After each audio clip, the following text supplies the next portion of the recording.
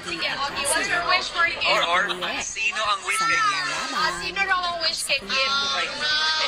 Many more blessings.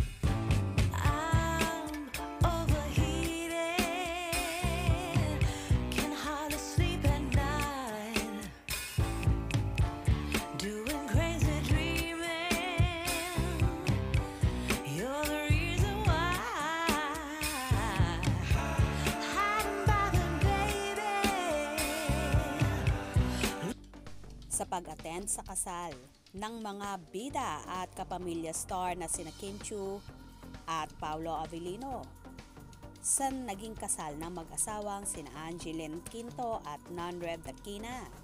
Dito nga ay nahinga ng wish ang singer-composer na si Ogie Alcacid kung ano raw ba ang wish nito kay Kim.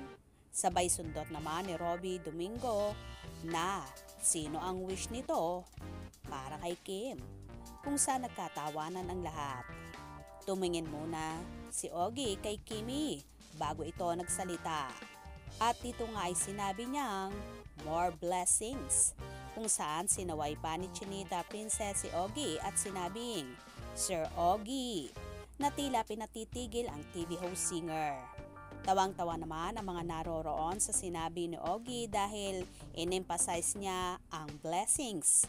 It means sa Tagalog, umaapaw na biyaya, kung saan tumutukoy sa aktor na si Paolo. Umaapaw. Pau kasi ang palayaw ng binata. Anong wish kay Kim? Sige, okay. What's your wish for Kim? Or sino ang wish kay Kim? Sino raw ang wish kay Kim? Many more blessings. Many more? Sabi niya many more Kim. Sir Ogie. Blessings. Mukha ngang gustong pigilan ni Kimi si Ogie sa posibleng ngang masabi nito tungkol sa kanila ni Paolo. Kalat na kasi na nagkakamabutihan na nga ang Kim Pao na kahit nga ang mga kasamahan ni Kim sa It's Showtime ay tila marami ang nalalaman, kaya naman palagi siyang ibinibiro at inookray ng mga ito. Mukhang si Kim nga ang umaayaw na magpasabi nito sa publiko. Ano nga ba kaya ang ikinakatakot ng dalaga? Pareho naman silang single. Natatakot ba siya na kung aaminin nila ni Paolo ang real score sa kanila ay baka i-bash na naman siya ng todo ng Paunin supporters nina Paolo at Janine Gutierrez, lalo pat parang hindi maganda ang naging paghihiwalay ng dalawa. At isinasangkot nga si Kimi sa naging hiwalayan ng Paunin.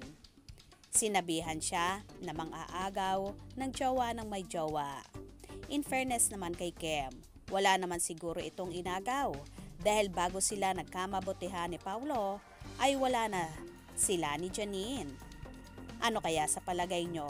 Kayo na ang bahalang humusga.